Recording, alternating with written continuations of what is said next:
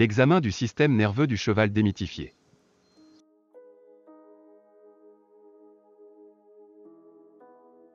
Quels sont les objectifs de l'examen du système nerveux? Existe-t-il des signes d'atteinte du système nerveux? Si oui, quel en est le siège? Quelle peuvent en être la nature? Et la cause?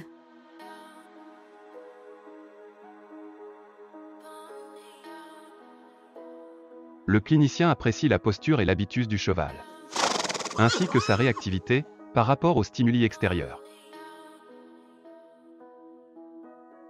Il repérera aussi des anomalies du port de la tête, des oreilles, des zones de sudation particulières, des anomalies oculaires, strabisme, nystagmus.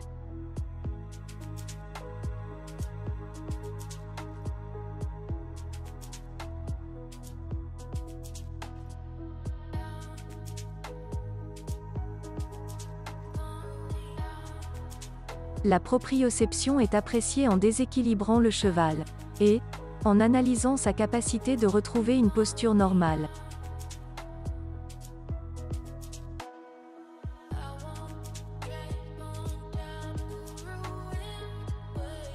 Le clinicien croise les antérieurs pour voir comment le cheval les replace.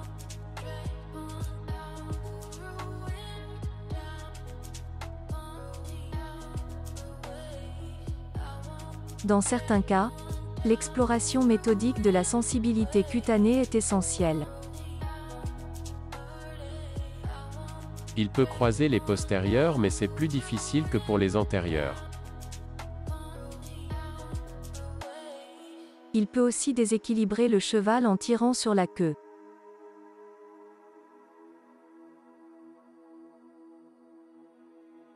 Et en même temps, il peut en apprécier le tonus ainsi qu'observer puis tester le tonus anal.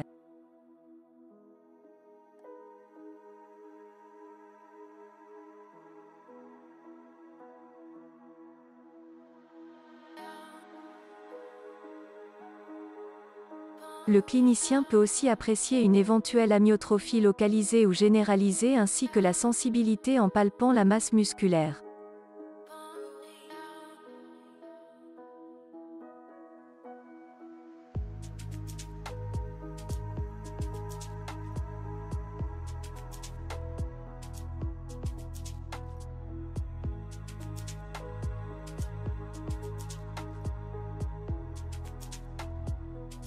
Le clinicien apprécie la musculature mais aussi la mobilisation et le port de l'encolure, puis la sensibilité.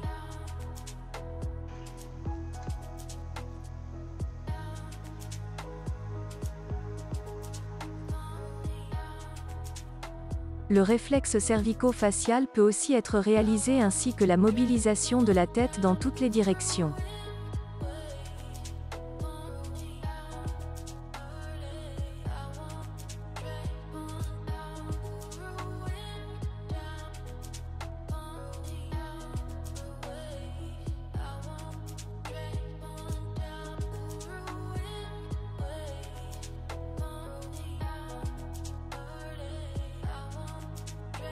Le fonctionnement du 1 est sujet à caution.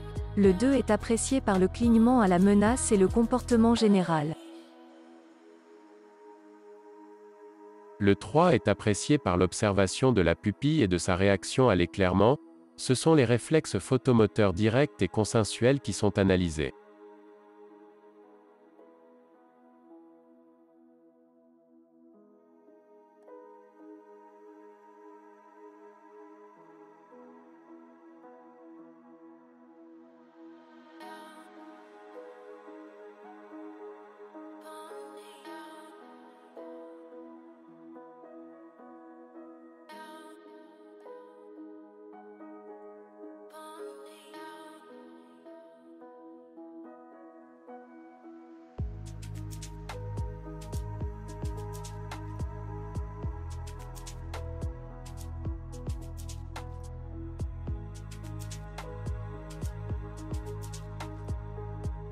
Le 4 et le 6 sont évalués en observant l'axe visuel et les mouvements spontanés des globes oculaires, ainsi que la position que prennent les yeux lors de la mobilisation de la tête.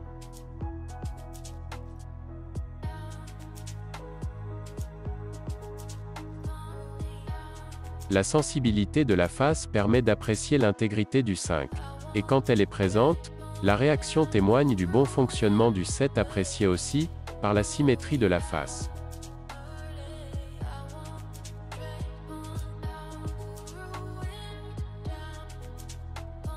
L'absence de tête penchée témoigne de l'intégrité de l'appareil vestibulaire, donc du 8.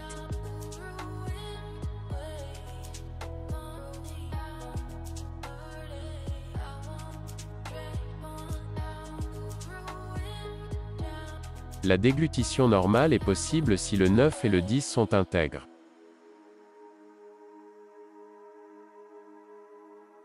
Et l'absence d'amyotrophie de la masse musculaire cervicale dorsale exclut une atteinte du 11.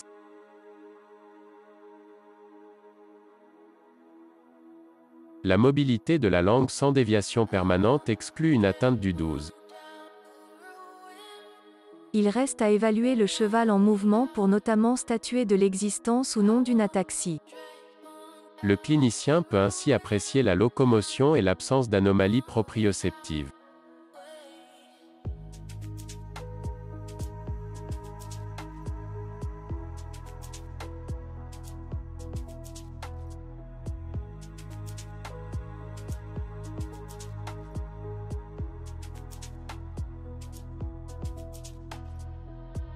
Cette manœuvre peut parfois augmenter l'ataxie tout comme le fait de supprimer la vision. Mais ce dernier test, dit de Romberg, apporte finalement peu de renseignements pertinents.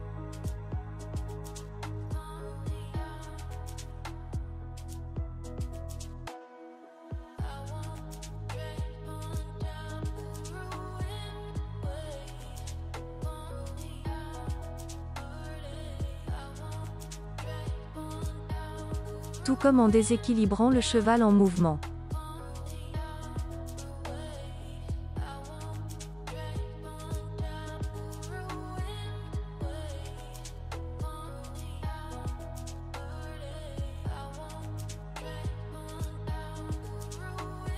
Permet aussi et fidèlement d'apprécier l'ataxie éventuelle.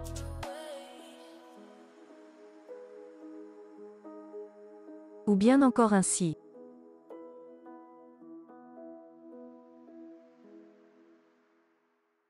L'examen du système nerveux est donc terminé et finalement sans présenter de difficultés majeures.